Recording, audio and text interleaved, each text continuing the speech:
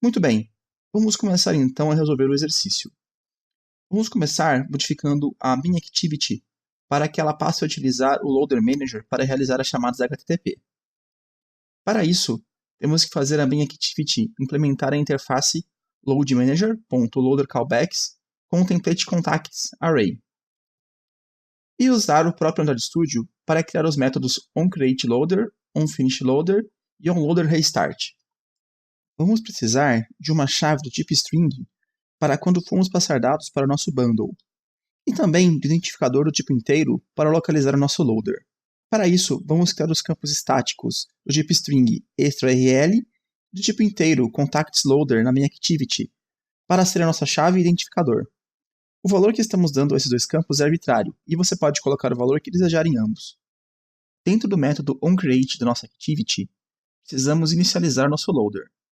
Para isso, utilizamos o método getSupportLoaderManager para obter uma instância do Loader Manager e iniciamos nosso próprio loader, passando como parâmetro o ID do loader, no caso, o atributo contactsLoader que acabamos de criar, null, que neste caso representa uma bundle sem dados, e a referência para o listener das chamadas loader, no caso, a nossa própria activity, já que ela implementou o loader callbacks.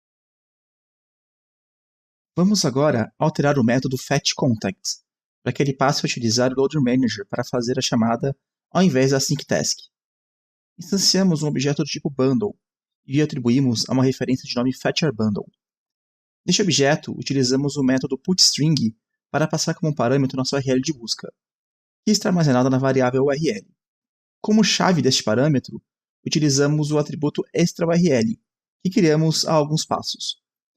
Para finalizar, obtemos uma instância do Loader Manager, pelo método getSupportLoaderManager, e obtemos uma referência para o loader que criamos, que possui o ID igual ao atributo contactsLoader, pelo método getLoader do Loader Manager. Checamos, através de um if, se o loader de ID contactLoader existe, verificando se o retorno do método getLoader é nulo. Se for, iniciamos o loader pelo método initLoader do Loader Manager, passando como parâmetro o bundle com os argumentos que acabamos de criar. Do contrário, chamamos o método restartLoader, com os mesmos parâmetros. Falta agora implementar os métodos que MinActivity herdou da interface LoadersCallback. O método onLoaderReset é chamado sempre que um loader é resetado. Não estamos utilizando ele em nosso exercício, mas como ele é um método obrigatório da interface que implementamos, precisamos colocar o código dele aqui, mesmo que ele não faça nada.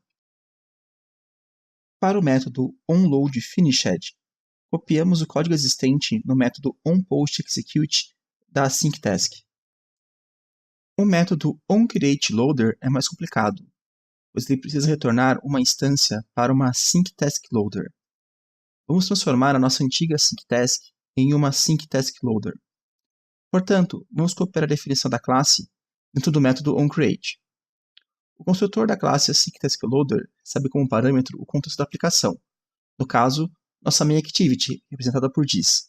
E lembre-se que estamos instanciando um objeto de uma classe anônima. Então precisamos do new antes da definição da classe. E vamos renomear o método doInBackground para loadBackground. Lembrando que a assinatura dos métodos são diferentes. LoadBackground não recebe parâmetros e é do tipo public. Em nossa classe anônima, vamos criar os atributos cached_contacts e cached_date. A ideia é que ao invés de fazermos get no web service para pegar os contatos toda vez que a activity for destruída, como por exemplo quando a aplicação é rotacionada, vamos manter um cache dos contatos no atributo cached_contacts. Também manteremos informação referente à última vez que os contatos foram buscados, no atributo cached_date. Quando o cache se tornar muito antigo, vamos forçar a obtenção de uma nova lista de contatos do web service. Sobrescrevemos o método onStartLoading. Verificamos se o bundle representado pelos argumentos args do método onCreate é nulo. Se for, apenas retornando. Não há o que buscar neste caso. Lembrando que para que a inner class possa acessar o argumento args, precisamos marcá-lo como final. Depois verificamos se temos contatos em cache, e se eles não são muito antigos. No caso, verificamos se a diferença entre a variável cached_date e a data atual é diferente de 5.000 milissegundos, ou seja, 5 segundos. Se o cache não for antigo, apenas retornamos os resultados em cache através do método deliveryResults. Do contrário, forçamos a realização da chamada através do método forceLoad. Agora, vamos voltar para o load em background, que é um método que é chamado quando o force load é executado. Vamos obter o URL por meio do método getString do bundleArgs, usando a chave extraURL. Outra modificação é que vamos atualizar a variável cacheData, com a data atual após realizar a busca dos contatos. Tem um erro no meu código aqui. Consegue identificar qual é? Isso mesmo. É preciso salvar os contatos obtidos na variável cacheDeContacts, senão ela será sempre nula. Agora que a minha Activity já está utilizando o Load Manager, vamos capturar os eventos de pressionar sobre cada um dos contatos da lista. Isso será necessário para permitir que possamos chamar uma Activity com detalhes mais tarde. Para isso, dentro da classe ContactListAdapter, vamos criar uma interface chamada OnClickListenerHandler, com o método onClick, que receberá como parâmetro um objeto do tipo contato. Ainda na classe ContactListAdapter, vamos criar um atributo do tipo OnClickListenerHandler. E no construtor da classe, vamos associar um listener passado com parâmetro a este atributo. Nossa main activity irá implementar a interface que acabamos de criar, e já vamos utilizar o Android Studio para implementar o método onClick. Dentro do método onLoadFinished, precisamos atualizar a criação do ContactListAdapter, passando como segundo parâmetro uma instância que implementa a interface criada, no caso, nossa própria main activity. Agora, no viewHolder, vamos fazer implementar a interface viewOnClickListener e criar o método onClick. Vamos setar o próprio viewHolder como listener dos eventos de clique, através do método setOnClickListener do objeto itemView, no construtor do viewHolder. Também vamos criar um atributo do tipo contact para armazenar o contato atual ligado ao viewHolder, salvando o contato passado pelo método setContact. Agora, no método onClick, vamos chamar o método onClick do ClickHandler, passando como parâmetro o contato. Em outras palavras, vamos chamar o método onClick da nossa main activity. Por enquanto, vamos apenas colocar um toast mostrando qual dos contatos foi pressionado.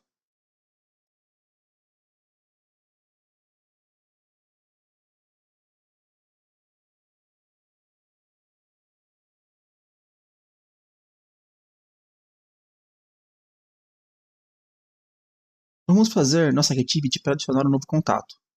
Para isso, vamos criar uma empty activity, chamada addContactActivity. Vamos começar pelo desenho de layout, mas eu vou entrar em detalhes sobre ele.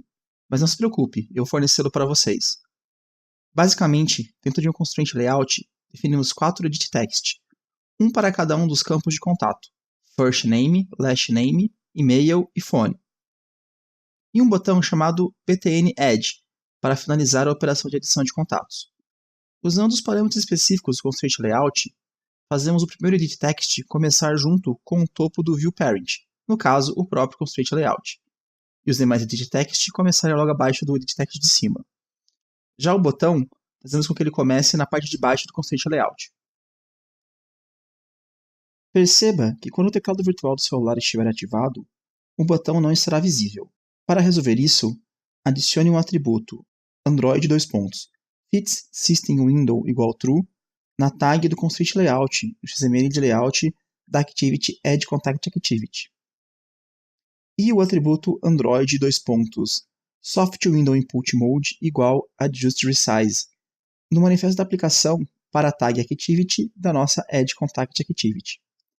Agora, a aplicação vai se ajustar ao tamanho da tela disponível, o que faz o botão subir quando o teclado virtual estiver ativado.